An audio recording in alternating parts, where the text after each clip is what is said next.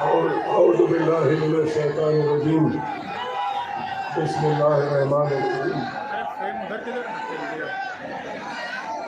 मेरी तबीयत कुछ ठीक नहीं है, लेकिन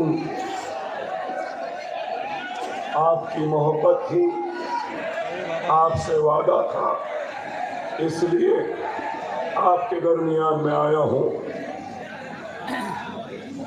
आवाज भी साथ नहीं दे रही है, पेट में बहुत दर्द है, लेकिन मुझे अल्लाह की ज़ात पर यकीन है कि अल्लाह जरूर कुछ लम्हों के लिए मुझे वो ताकत देगा, वो क़ुव्वत देगा कि मैं अपने भाइयों की उम्मीद पर पूरा उतर सकूं। और अल्लाह की ज़ात पर मुझे यकीन है कि ये आवाज़ में वो वलवला, वो हिम्मत, वो ताकत देगा जिसके जरिए मैं अपनी कौम, अपनी मिल्लत और अपने भाइयों पर होने वाली नाइंसाफियों का जिक्र कर सकूं और उनको बेदार कर सकूं। इंतखाबात होते रहे हैं और होते रहेंगे, और आज का ये जलसा इंतखाबी है, और इस इंतखाब में आप अपने पसंद के उम्मीदवार का इंतखाब करेंगे और आपका उम्मीदवार आपका नुमाइंदा बनकर, आपकी आवाज बनकर आपके दुख, आपके दर्द, आपके मसाइल और आपकी आवाज को ऐवान असेंबली में पहुंचाएगा। वोट देते हैं तो किस लिए देते हैं? कि वो आपका नुमाइंदा बनकर, आपकी आवाज बनकर आपके दुख, आपकी तकलीफ, आपके मसाइल को हुकूमत के सामने पेश करे। न सिर्फ पेश करे बल्कि उनके मसाइल का हल करे। लेकिन आज हम देखते हैं कि हिंदुस्तान 1947 में आजाद हुआ, 1947 में आजादी के बाद से लेकर आज तक कई इंतखाबात आए, कई इलेक्शन आए, कई एमएलएस बने, कई एमपीज बने, कई लोग मिनिस्टर बने और कई वजीर आजम और चीफ मिनिस्टर भी बने। मैं बताना ये चाहता हूं कि 1947 से लेकर आज तक आपने, हमने, हमारे बड़ों ने, बुजुर्गों ने मुसलसल जमहूरियत पर यकीन किया और जमहूरियत के जश्न में हिस्सा लिया, अपना वोट डाला इस उम्मीद में, इस तवक्को में कि हमारे मसाइल हल होंगे, हमारे जिंदगी में खुशहाली आएगी और हमको इंसाफ मिलेगा और हम भी इस मुल्क के बराबर के शहरी होंगे और जो दूसरों को दिया जाता है वो हमको भी दिया जाएगा। जो दूसरों के साथ जो सुलूक होता है वही सुलूक हमारे साथ होगा। दूसरे बच्चे को पढ़ने का मौका मिला तो हमारे बच्चों को भी मौका मिलेगा। जिस तरीके से दूसरे शहरी का हक है वैसा हमारा हक है समझकर हमने मुसलसल वोट दिया। लेकिन फिर क्या बात है, क्या वजह है कि आज सबसे पिछड़ा बुजुर्ग भी हमारे हालात नहीं बदले। हमने मोरारजी देसाई को जनता पार्टी के नाम पे वोट दिया, हमारे हालात नहीं बदले। हमने उसके बाद में फिर इंदिरा गांधी को वोट दिया, लेकिन फिर भी हमारे हालात नहीं बदले। फिर उसके बाद हम सब ने, मुसलमानों ने इंदिरा गांधी के बाद राजीव गांधी को भी वोट दिया, तब भी हालात नहीं बदले। राजीव गांधी के बाद में भी वीपी सिंह आए, आई के गुजराल आए, और फिर चंद्रशेखर आए, नरसिम्हा राव आए, देवेगौड़ा आए, फिर उसके बाद में और वजीर आजम नरसिम्हा राव भी आए, मनमोहन सिंह भी आए, अब नरेंद्र मोदी भी आए।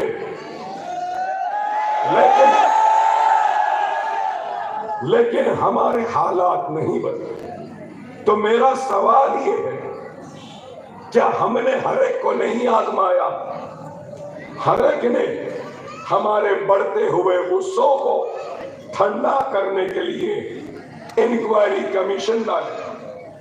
कभी गोपाल सिंह की कमेटी बनी और गोपाल सिंह की कमेटी ने देखा कि मुसलमान कहां पिछड़ा हुआ है, कहां कमजोर है, कहां पीछे है। आपको याद होगा, नौजवानों को भी याद होगा कि मनमोहन सिंह के दौर में सच्चर कमेटी भी बनी। कमेटियां तो बनी, लेकिन हमारे हालात नहीं बदले। तो इसके जिम्मेदार कौन? इसके जिम्मेदार अगर कोई है तो वही है जिन्होंने हमको सिर्फ हथेली में जन्नत दिखाया, सुनहरे ख्वाब दिखाए, हमारी गुर्बत को खत्म करने का वादा किया, लेकिन हमारी हालतों को नहीं बदला। हम पहले जहां थे आज भी वही है। अगर हमारे दादा की एक छोटी दुकान थी तो आज उनके पोतरे के भी छोटी दुकान है। अगर नाना रक्षा चलाते थे तो उनका नवासा आज भी रक्षा चला रहा है। आज भी हम गरीब हैं, कल भी गरीब थे, परसों भी गरीब थे। इसी वजह है कि आज मजलिस इत्तेहादुल मुस्लिमीन आपके दरमियान में आई है। आपको ये अपील करने के लिए आपने सबको आजमाया, एक मर्तबा हमको भी आजमा के देखिए। एक मर्तबा हमको भी आजमा ले। अरे हम सिर्फ बातें नहीं करते, हम काम करते हैं। आज ये मीडिया वाले बार बार बताओ मेरा कसूर क्या था? मैं मुसलमान हूं, मैं ला इलाहा इल्लल्लाह मोहम्मद रसूलुल्लाह कलमा पढ़ने वाला मुसलमान हूं, और यही मेरा कसूर है। क्या घड़ी उठाकर वक्त भी नहीं देख सकता?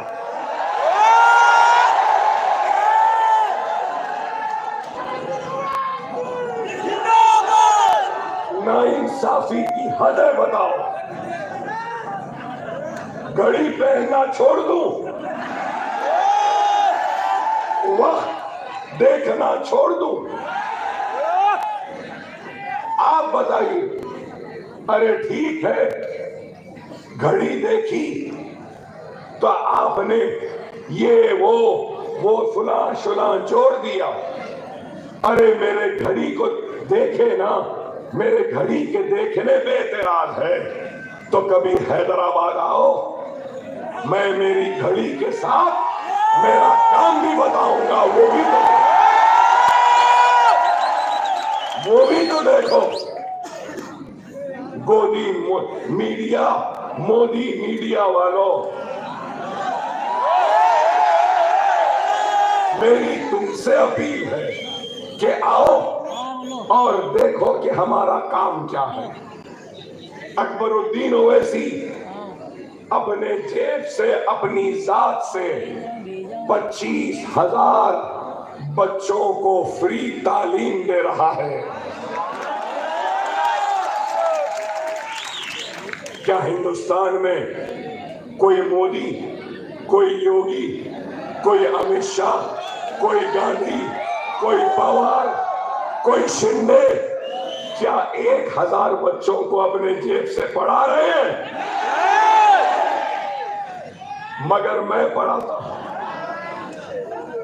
25,000 बच्चे फ्री तालीम, और फिर 10 स्कूल हैं, 10 बिल्डिंगा हैं। देखो आकर, गरीब का मदरसा नहीं है, बड़े रईस का बच्चा भी ऐसे शानदार स्कूल में नहीं पढ़ता। वैसी इमारतें हैं Owaisi school of excellence Hyderabad में, जहां पे गरीब बच्चे पढ़ते हैं। और सिर्फ 25,000 तो स्कूल में है। फिर नीट की कोचिंग फ्री, मोबाइल गर्म हो गया, नाटा की कोचिंग फ्री, आईसेट की कोचिंग फ्री, लॉ सेट की कोचिंग फ्री, आईएल्स की कोचिंग फ्री, आईसेट की कोचिंग फ्री, इंजीनियरिंग की ट्यूशन फ्री, 10th की ट्यूशन फ्री, इंटरमीडिएट की ट्यूशन फ्री, और कई फ्री।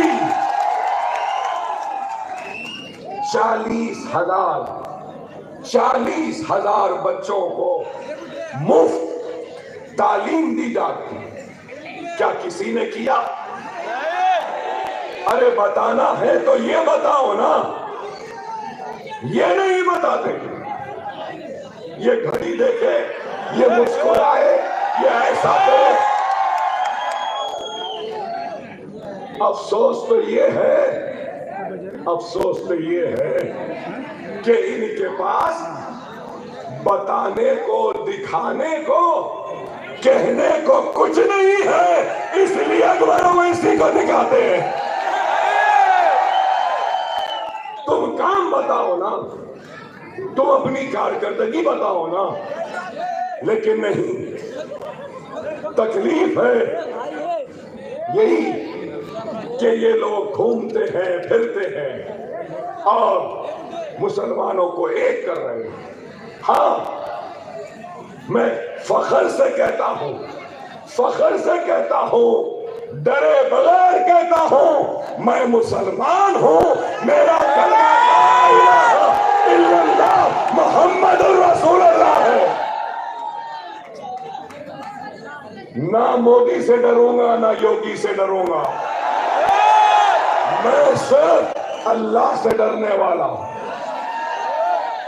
अरे मौत तो लिखी है, जब मरना है मर जाएंगे, लेकिन किसी के सामने झुकेंगे नहीं और गोली पीठ पर नहीं।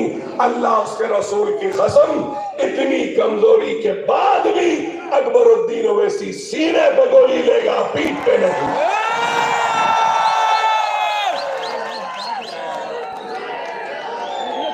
अरे आज हम सवाल करते हैं तो इनको बुरा दिखे।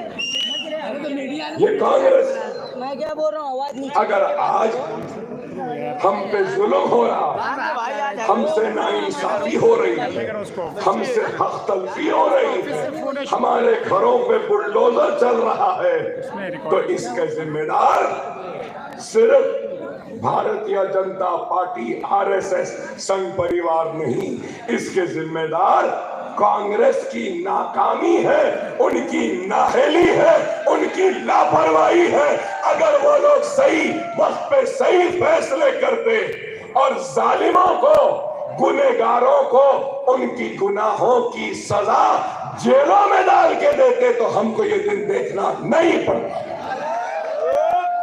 ये लोग जिम्मेदार हैं, ये लोग जिम्मेदार हैं। और आज हम खड़े होकर हक बयानी करते हैं तो इनको हम पसंद नहीं आते। हम पसंद आओ या नहीं आओ, हमको इसकी परवाह नहीं। कांग्रेस की तारीख है, कांग्रेस की तारीख है, 50,000 फिसादात के जरिए हमारी मईशत, हमारे घर, हमारे कारोबार, हमारी इज्जतों इस्मतों को लूटता हुआ खामोश तमाशाई बनकर देखते रहे ये लोग। नौजवानों को नहीं मालूम, भिवंडी में एक मर्तबा नहीं 2 मर्तबा फिसाद हुआ था। बुजुर्गों से पूछो कैसी तबाही। फिसादात सिर्फ जान लेने के लिए या घर को तबाह करने के लिए नहीं, फिसादात के जरिए जाने भी गई, कारोबार भी गया और हमारी पावर लूम की इंडस्ट्री भी कमजोर हो गई। ये लोग चाहते हैं कि हमको डराएं धमकाएं। खुदारा मेरे प्यारे नौजवानों, मेरे बुजुर्गों, इस बात को समझो। अरे आज हम आए हैं तो आपको हम भटकाने के लिए नहीं आए, हम नफरत की दीवार खड़ा करने के लिए नहीं आए, हम सिर्फ अपना हक जमहूरी और दस्तूरी दायरे में रहकर मांगने के लिए आए। क्या हम हमारा हक भी नहीं मांग सकते? अरे हम क्या चाहते हैं? एक गरीब, और गरीब मतलब सारे गरीब, चाहे हिंदू हो, मुसलमान हो, सिख हो, ईसाई हो, एक गरीब क्या चाहता है? 3 रोटी, 3 वक्त की रोटी नहीं तो 2 वक्त की रोटी मिल जाए। एक गरीब क्या चाहता है? काम करके घर को वापस आए तो आराम से सो जाए। एक गरीब क्या चाहता है? अपने बच्चों को पढ़ाने के लिए स्कूल। एक गरीब क्या चाहता है? बच्चों को खेलने के लिए ग्राउंड। एक गरीब क्या चाहता है? बूढ़े माँ बाप की बीमारी में उसके इलाज के लिए एक दवाखाना। और क्या चाहता है गरीब? गरीब के कोई बड़े बड़े ख्वाब नहीं हैं, गरीब के छोटे छोटे ख्वाब हैं कि बस 2 वक्त की रोटी मिल जाए, मासूम बच्चों के साथ खेलने का वक्त मिल जाए, बच्चे बड़े हो तो पढ़ने का मौका मिल जाए, कॉलेज जाने का मौका मिल जाए, नौकरी मिल जाए। यही है और क्या है? इस मुल्क का सबसे बड़ा मसला क्या है? बेरोजगारी है या नहीं? महंगाई, इकोनॉमी, पानी, बिजली, यही है और क्या? लेकिन आप देखो मिस्टर मोदी जब भी बात करते हैं, ना पानी की बात करते, ना बिजली की बात करते, ना किसी की बात करते। अगर किसी की बात करते हैं तो सिर्फ नफरत, सिर्फ जहर, सिर्फ बांटने की। अब आज की तकरीर देखी, मिस्टर मोदी ने आज कहा कि एक हो गए तो सेफ हो गए। आज कहा एक हो गए तो सेफ हो गए। तो किसको एक हो बोले? ओबीसी को बोले, बैकवर्ड क्लास को बोले, एससी को बोले, एसटी को बोले, कई समाज के लोगों का नाम लिए और बोले एक हो गए तो सेफ हो गए। मुसलमान उस एक का हिस्सा नहीं। हम सेफ नहीं रहना, हम सेफ नहीं होना। सबका साथ, क्या साथ दिया सबका? सबका साथ बोला, मुसलमानों को साथ से महरूम रखा। सबका विकास बोला, मुसलमान को विकास नहीं मिला। सबका विश्वास बोला, मुसलमानों को विश्वास नहीं दिया। क्या मुसलमान इस मुल्क का हिस्सेदार नहीं है? हम हैं। ये मुल्क हमारा भी उतना है जितना दूसरों का है। इस मुल्क पे हिंदू का भी उतना ही हक है जितना हक एक मुसलमान का है, उतना ही हक एक सिख का है, एक ईसाई का है, एक पारसी का है। सबका बराबर का हक है। लेकिन हक से अगर कोई महरूम रहता है तो वो मुसलमान 10 बरस में क्या करे? पहले नारा दिए क्या? सबका साथ, सबका विकास, सबका साथ। और एक नारा दी, अच्छे दिन आए। नहीं, आपसे नहीं पूछ रहा हूं मैं, आपसे नहीं, आरएसएस वालों से पूछ रहा हूं।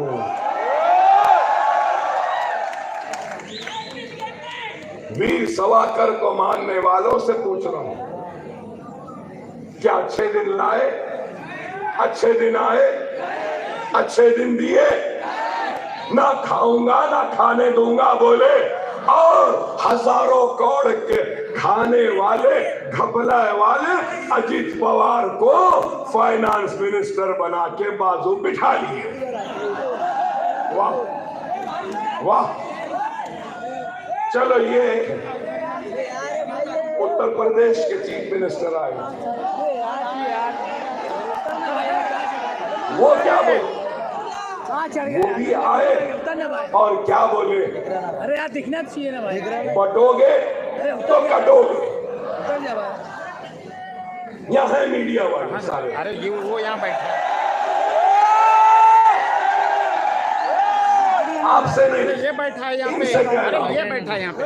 हिम्मत है तो जाकर पूछो योगी से, काम करने आए भाई। कौन बट रहा है, कौन कट रहा है? समझ रहा है अच्छा निकल, अब तो निकल यहाँ से। पूछो ना। लाइन में डलवा रहा है तू, बोल रहा हूँ तो समझ में नहीं आ रहा है। ऐसे फिर से रिपीट करता हूँ, काम करने आए भाई। मिस्टर योगी से पूछो, कौन बट रहा है, कौन कट रहा है, कौन बांट रहा है, कौन काट रहा है? खाली बात है, अंदर नहीं जा रहा है। अरे आप बताओ। फिर कल हिंदुस्तान के वजीर दाखिला अमित शाह साहब आए थे महाराष्ट्र में। वो क्या बोले कि किसानों की जमीन को छीन लेंगे, वक्फ बोर्ड को दे देंगे। अरे हिंदुस्तान का वजीर दाखिला है अमित शाह साहब, आपकी जमीन होगी, आपका घर होगा, आपके नाम रजिस्टर्ड हो गई, लिंक डॉक्यूमेंट हो गए, रेवेन्यू रिकॉर्ड में अमित शाह नाम होगा। क्या अकबर ओवैसी आपके घर, आपके जमीन को ले सकता है? आप बोलो। अगर ये बिल्डिंग एक के नाम पर है, रजिस्टर्ड है, रिकॉर्ड में है, तो क्या दूसरा आके ये बिल्डिंग ले सकता है? मगर आप देखो कैसा डरा रहे हैं, खौफ, डराओ। अरे किस बात का डर? इतना दूर में यार, आप बताइए, 10 साल से क्या विकास हुआ, हिंदुस्तान का क्या विकास हुआ, ये बताओ ना मिस्टर मोदी, मिस्टर योगी, मिस्टर शाह। ये नहीं बताएंगे। सिर्फ क्या, आते के आते लव जिहाद, घर वापसी, बीफ बैन और हिजाब बैन, सर पे टोपी मार रही, थैली में गोश्त मार रही, ट्रेन में जा रहा है, दाढ़ी है तो गोलियां चला दे रही। अरे आप बताओ, क्या हिंदुस्तान को इस नफरत की जरूरत है या हिंदुस्तान को मोहब्बत की जरूरत है? अरे तुम नफरत बांटते हो, लेकिन हम मोहब्बत बांटने आए हैं। यही फर्क है तुम और हम।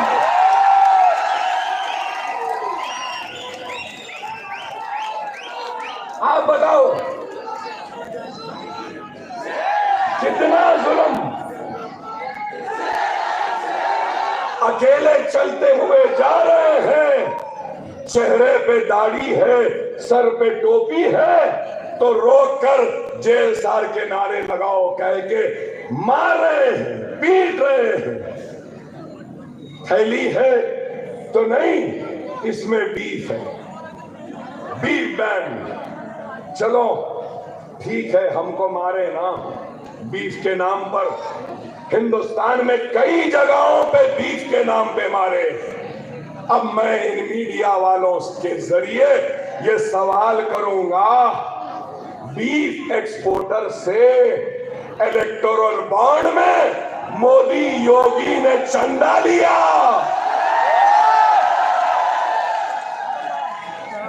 बीफ है बोल के मारे, बीफ खाते बोलकर मारे, बीफ के कारोबार है कह के मारे। ऐ गौ रक्षकों, ओ गौ रक्षकों, अरे बहादुर गौ रक्षकों, मैं कमजोर तुमको आवाज दे रहा हूं और तुमसे पूछ रहा हूं, बीफ है बोल के मारे, बीफ खाते बोल के मारे, अब बीफ एक्सपोर्टर से पैसा लेने वालों का तुम क्या करोगे? बोलो ना, बताओ ना।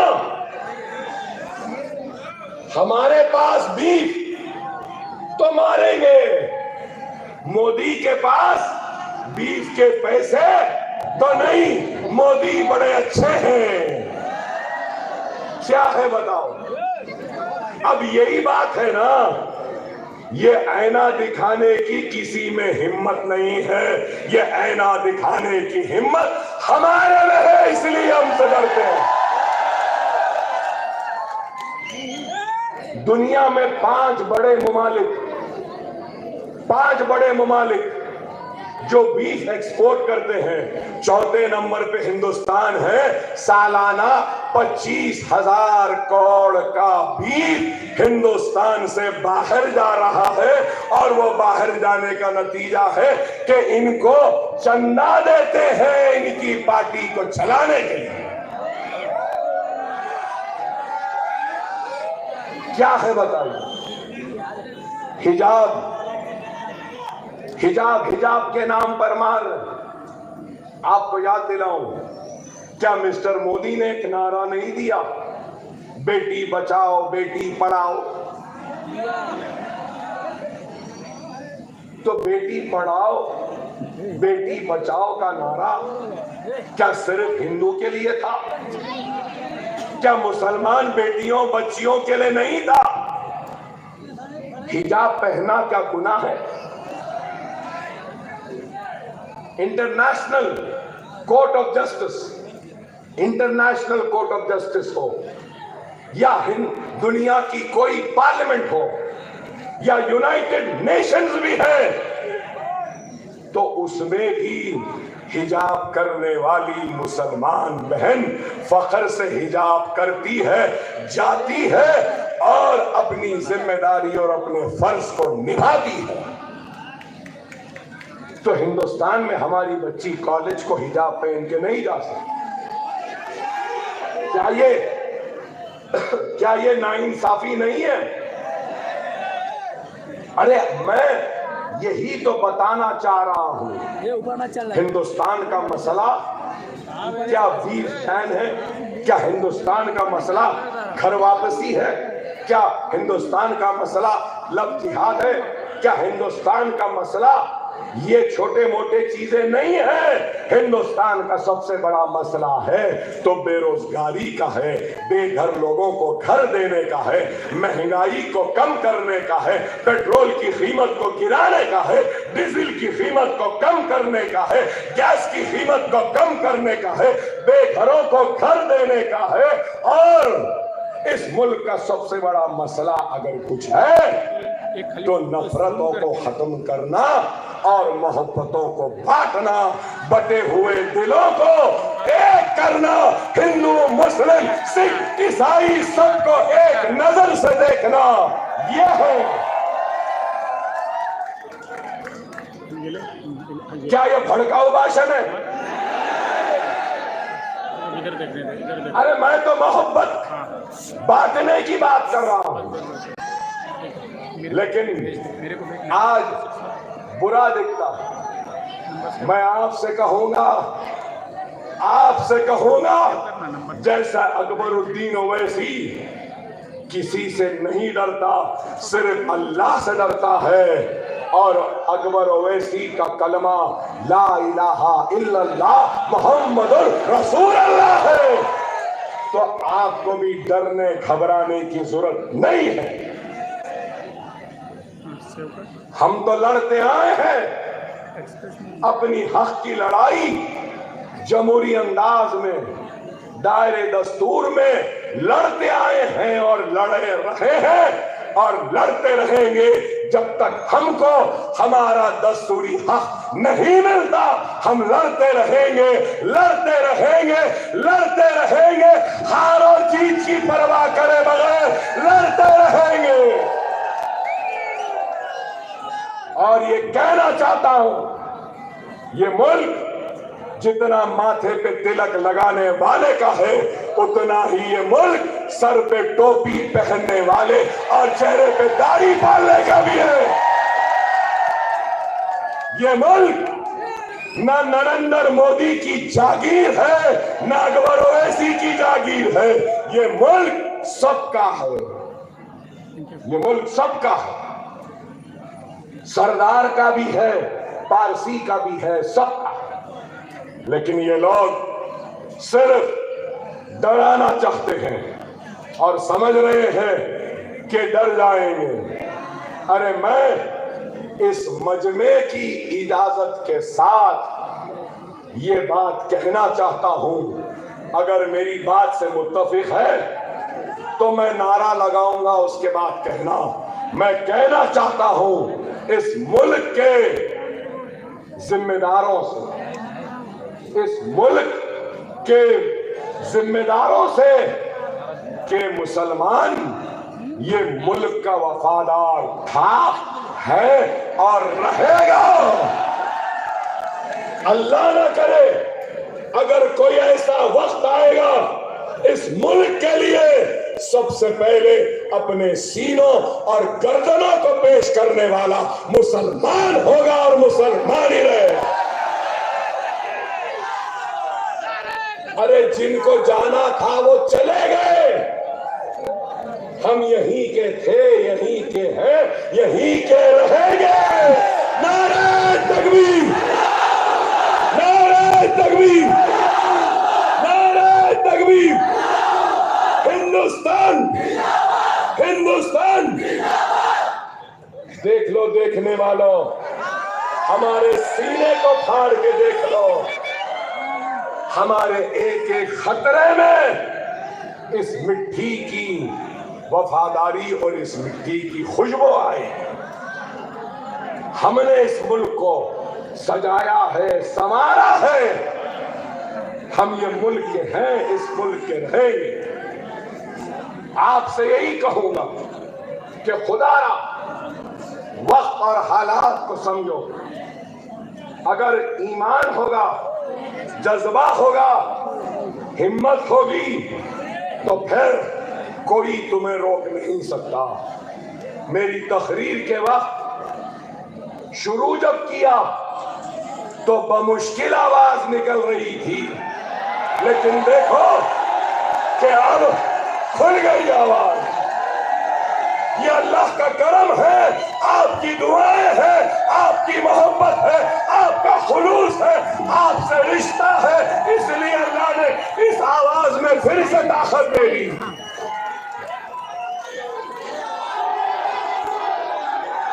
खुदारा, खुदारा समझो इस बात को। नहीं, नहीं, माफ करना, माफ करना। ना मैं शेर हूं, ना मुझे शेर बनने का शौक है। मैं शेर हूं नहीं, ना बनने का शौक है। इतनी दूर से हैदराबाद से गाड़ी में बैठकर घूम रहा हूं 8 दिन से, तो अल्लाह उसके रसूल की कसम, मैं अपनी जात के लिए नहीं, अपनी इज्जत के लिए नहीं, अपनी शोहरत के लिए या कुछ दौलत कमाने के लिए नहीं, अल्लाह उसके रसूल की कसम, मैं अपने भाइयों को शेर बनाने के लिए घूम रहा हूं।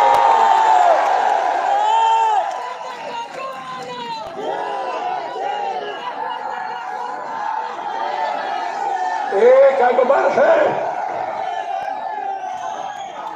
एक अकबर है तो इतनी परेशानी है, अल्लाह मुझे हयात 1000 अकबर बना दूंगा। बनना है, बनना है, शेर भी बनना है, बनना है शेर। अगर शेर बनना है तो नमाजों के पाबंद बन जाओ, शेर बनना है तो कुरान को पढ़ो, शेर बनना है तो यतीमों के सर पर हाथ रखो, शेर बनना है तो आखाए मदीना मोहम्मद मुस्तफा सल्लल्लाहु अलैहि वसल्लम की सुन्नत बनना है तो मुनज्जम हो जाओ, एक हो जाओ, हो जाएंगे। हर लीडर वोट मांगता है, हर लीडर वोट मांगता है, लेकिन ये अकबर ओवैसी तुमसे हाथ फैलाए, तुमसे इत्तेहाद मांग रहा है। नमाजों की पाबंदी करोगे, कुरान करोगे, सुन्नत पे अमल करोगे, यतीमों यसीरों का सहारा बनोगे और नफरत के जाल में न फंसो, अपने पड़ोसियों से मोहब्बत करो, ख्याल रखो। अगर तुम्हारा पड़ोसी हिंदू है, अगर भूखा है, तो आखाए मदीना मोहम्मद मुस्तफा सल्लल्लाहु अलैहि वसल्लम की हदीस है कि उस भूखे गैर मुस्लिम को पहले खाना खिलाओ, उसके बाद खाना खाओ। ये इस्लाम है। ये लोग नफरत के जरिए हिंदू मुसलमान को बांटना चाहते हैं। तुम रसूलुल्लाह की सुन्नत पे अमल करके ये दुश्मनों को भी दोस्त बना लो, करीब ला लो, फिर देखो ये मोदी योगी ये सबका सफाया हो जाएगा।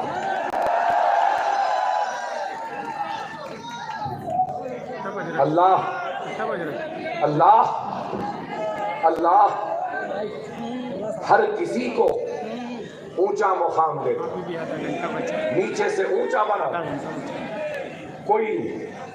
अब जैसे हमारे वजीर आजम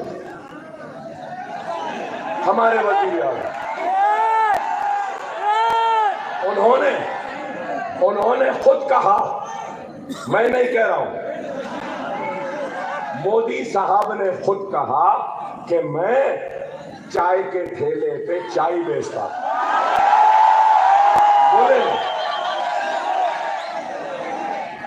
बोले ना, मैं नहीं बोल रहा हूं, वो खुद बोले।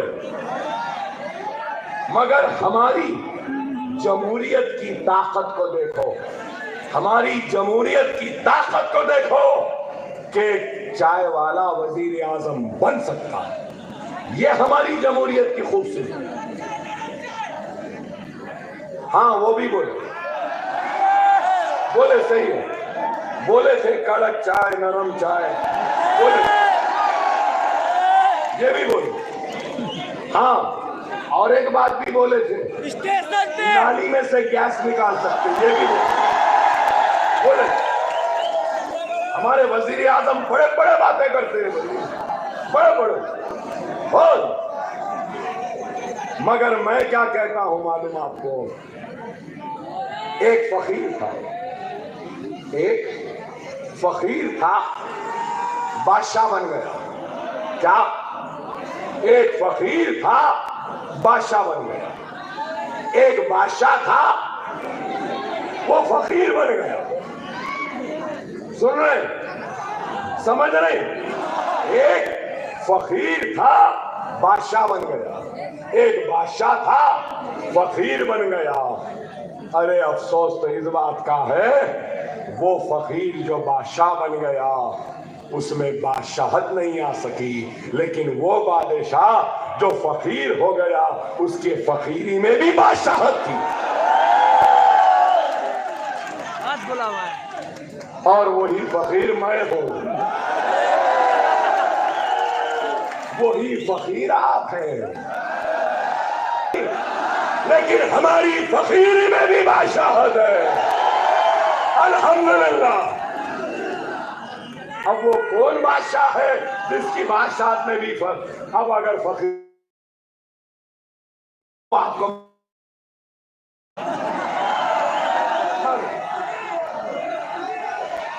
आपसे मैं यही कहने आया कि खुदारा वक्त और हालात की नजाकत को समझो। हमको वो सब काम करना है जो हमने आंध्रा व तेलंगाना की असेंबली में किया। बहुत सारे पढ़े लिखे लोग हैं, मैं थोड़ी वक्त में खत्म कर दूंगा। मेरी भी तबीयत ठीक नहीं है मगर कोशिश कर रहा हूं। देखे ना मोहब्बत का कमाल, ईमान की ताकत कि आवाज जो बंद थी वो खुल गई। जब अल्लाह ने मेरी आवाज को खोल दिया तो जरूर आपके दिलों को भी खोल देगा और उसमें थोड़ी सी जगह इस गुनहगार के लिए भी डाल देगा। महाराष्ट्र का पूरा पॉपुलेशन 13 करोड़ 16 लाख। कितना? 13 करोड़ 16 लाख। तेलंगाना में पॉपुलेशन 3 करोड़ 90 लाख। महाराष्ट्र में मुसलमानों की आबादी 1 करोड़ 44 लाख। कितनी? 1 करोड़ 44 लाख। और तेलंगाना में मुसलमानों की आबादी 50 लाख। कितनी? महाराष्ट्र में 1 करोड़ 44 लाख। महाराष्ट्र का बजट पूरा 6.12 लाख करोड़। हमारा तेलंगाना का 2,91,000 करोड़ का बजट। महाराष्ट्र का 6,12,000 का। तो आपको मैं बताना ये चाहता हूं कि माइनॉरिटीज मतलब मुसलमान, क्रिश्चियन और जैन, बुद्धिस्ट, सिख सबको बजट देते हैं। महाराष्ट्र में माइनॉरिटीज का बजट 928 करोड़। कितना? 928 करोड़। कितने माइनॉरिटीज मुसलमानों के लिए? 1 करोड़ 44 लाख के। और मैं जहां से आया तेलंगाना 50 लाख मुसलमानों की आबादी और बजट 3,003 करोड़।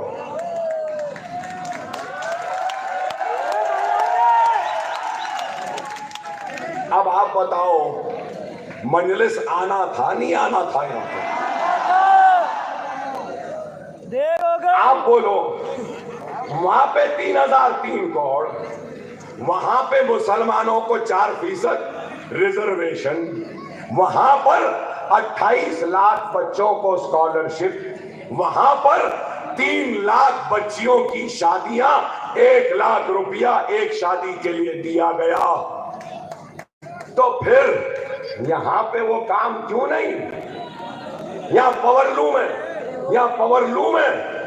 पावर लूम को बैंक लिंक सब्सिडी लोन दिया जाता है, सही है ना? हमारे पास कोई बैंक नहीं, सीधा 1 लाख रुपया मुसलमान को दिया जाता है। यहां है हमारा बच्चा अगर यूके, यूएसए, ऑस्ट्रेलिया, न्यूजीलैंड कहीं पर भी जाके पढ़ना चाहता है तो उसको 20 लाख रुपया देते हैं। अमेरिका की यूनिवर्सिटी में पढ़ने के लिए, यूके की यूनिवर्सिटी, ऑस्ट्रेलिया, न्यूजीलैंड में प्लेन का टिकट भी देते हैं, हॉस्टल की फीस भी देते हैं, सेमेस्टर की फीस भी देते हैं। 20 लाख कैसा? बाद में देना नहीं, ले लो और हवा में उड़ के चले जाओ, पढ़ो, काबिल बनो। यहाँ है, यहाँ है? किसी मुसलमान ने दिलाया? नहीं दिलाए। यही है, यही है। यहाँ मैं आपसे यही कहूंगा कि वक्त और हालात को देखो, समझो। आज हमारे बस थोड़ी देर में खत्म करूंगा, थोड़ी देर सब।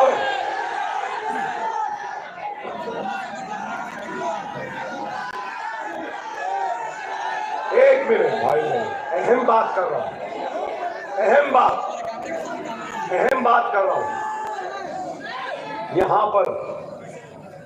यहां पर आज से 5 साल पहले शिवसेना बीजेपी दोनों मिलकर इलेक्शन लड़े, सही है ना?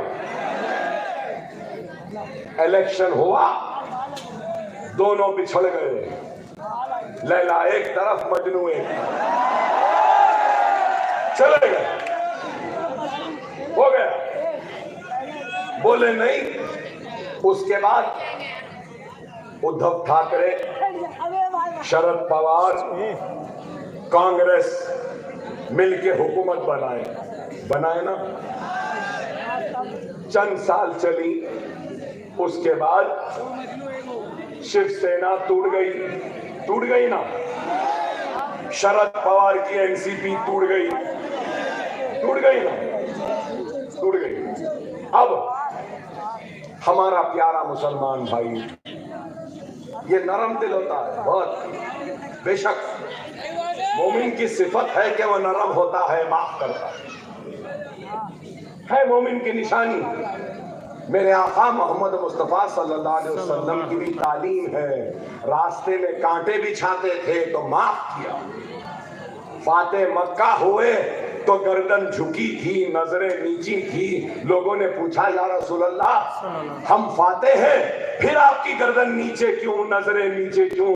तो रसूल अल्लाह इरशाद फरमाते हैं कि मैं उन लोगों को शर्मिंदा नहीं करना चाहता जिन्होंने मेरे रास्तों में कांटे और रुकावटें बिछाई।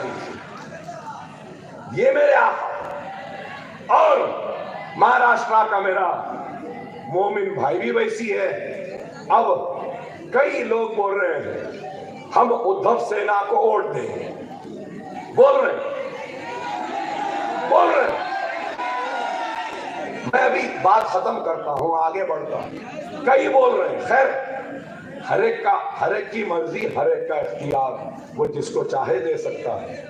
श्री कृष्णा कमीशन आया था मुंबई के फिसादात के बाद। मुंबई के चौराहों पर, गलियों में, रास्तों में औरत की हुर्मत का मजाक उड़ाकर, बरहना करके परेड कराने वाले कौन थे?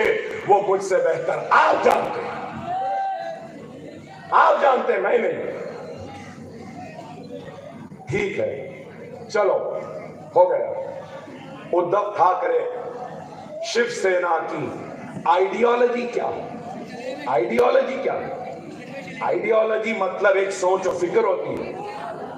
इनकी आइडियोलॉजी भी सवाल करती, राइट? सही है ना? है ना आइडियोलॉजी? सावरकर की आइडियोलॉजी को उद्धव ठाकरे शिवसेना कबूल करे भाई, वो उनका इख्तियार है। मेरी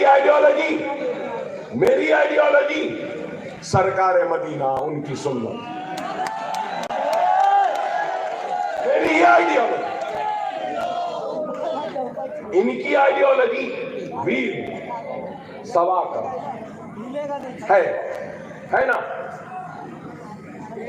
कांग्रेस की आइडियोलॉजी महात्मा गांधी की आइडियोलॉजी है ना? ये भी तो अब सवाल ये है, क्या वीर सावरकर की आइडियोलॉजी को राहुल, प्रियंका, सोनिया ने कबूल किया है, या उद्धव ठाकरे ने वीर सावरकर को छोड़कर गांधी की आइडियोलॉजी को कबूल किया है? बोलो ना, आप बोलो। अरे आज कांग्रेस गारंटीज का ऐलान करी।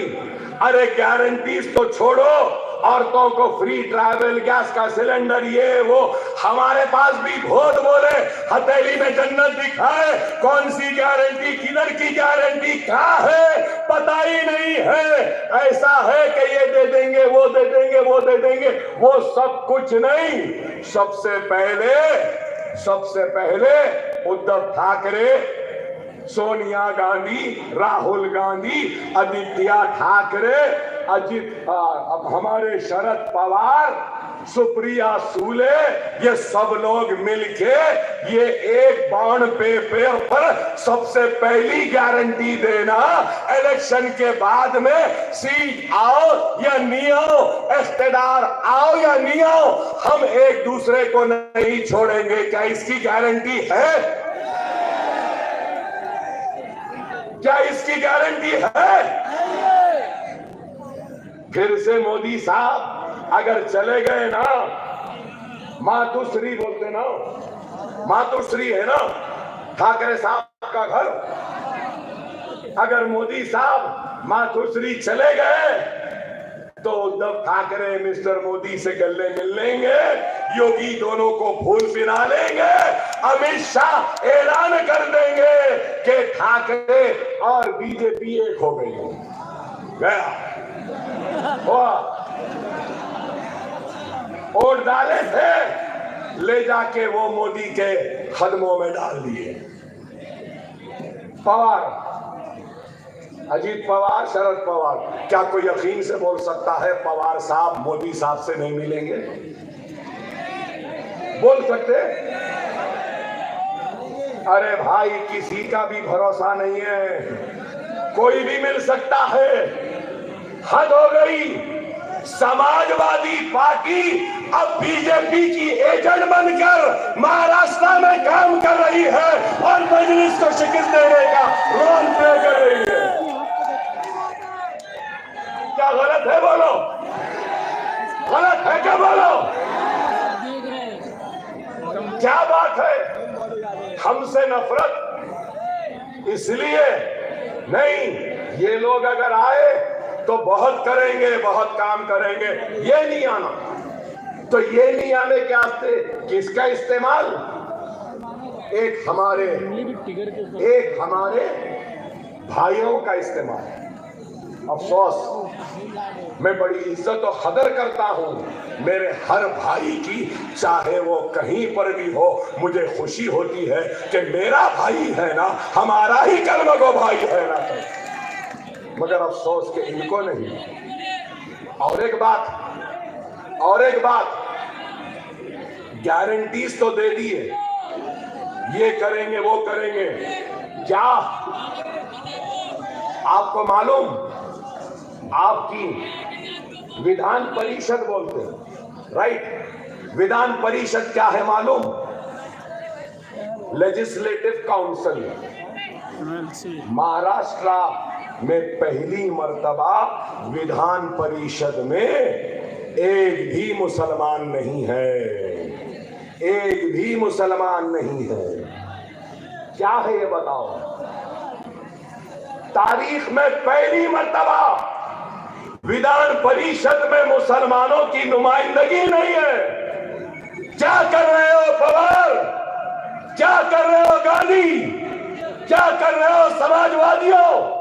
क्या कर रहे हो तुम लोग सेक्युलरिज्म के नाम पे हमारे वोटों को लेने वालों? क्या तुमको 144 लाख मुसलमानों में एक भी मुसलमान नहीं मिला जिसको विधान परिषद भेज सकते थे?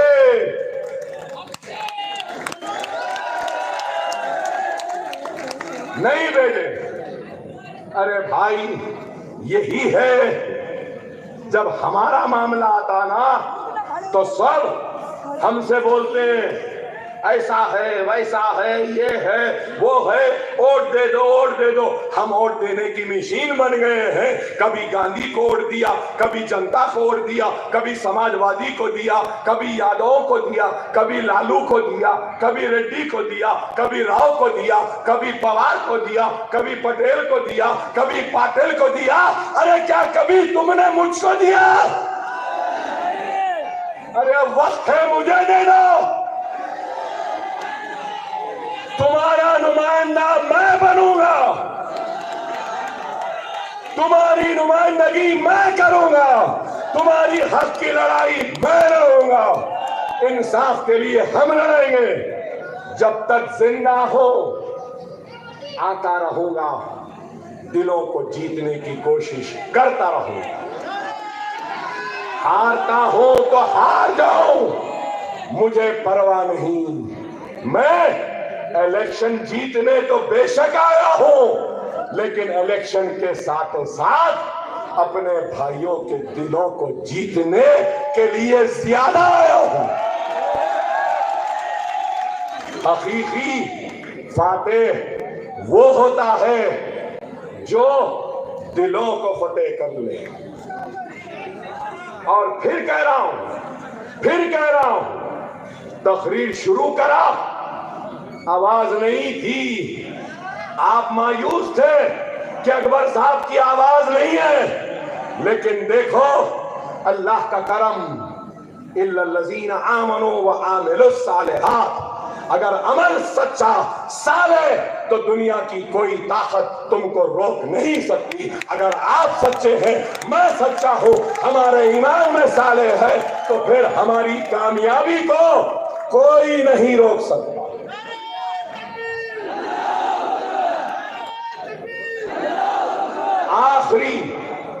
आखिरी जुमला, पुलिस वालों का शुक्रिया, इतना इंतजाम किया। मैं जहां भी जाता हूं ना, सबसे पहले लेटर दे देते हैं। आज भी बोला, अरे भाई आवाज ही नहीं है, तो पुलिस वालों ने कहा अकबर साहब आवाज भी नहीं है, आप खाली ठहर के ऐसा भी करें तो कुछ भी हो सकता है। दस्तखत करा लिए, लेटर दे दिए, बहुत बहुत शुक्रिया, ड्यूटी कर रहे हैं। मैं आपकी इजाजत से महाराष्ट्र के डीजीपी, महाराष्ट्र की पुलिस से, इस मजमे की तरफ से यह मुतालबा करता हूं कि हमारे आका मोहम्मद मुस्तफा सल्लल्लाहु अलैहि वसल्लम की शान में गुस्ताखी करने वाले को फौरन गिरफ्तार किया जाए, जेल में डाला जाए। क्या ये मेरा मुतालबा कबूल है? क्या मेरा मुतालबा कबूल है? नारे तकबीर, नारे तकबीर, नारे तकबीर। हिंदुस्तान, भारत, इंडिया, मजलिस इत्तेहादुल मुस्लिमीन, मजलिस इत्तेहादुल मुस्लिमीन, वारिस पठान, पतंग पतंग पतंग पतंग पतंग पतंग पतंग पतंग पतंग पतंग फैली है, जबरदस्त है, झुकाना है और खींचना है। खींचेंगे ना, पतंग रहेगी ना। मेरा हक है तुम पे, तुम्हारा हक है मुझ पे, हक से मांग रहा हूँ, उम्मीद है अल्लाह कामयाबी देगा। वाखिर दावाना अल्हम्दुलिल्लाह रब्बिल आलमीन।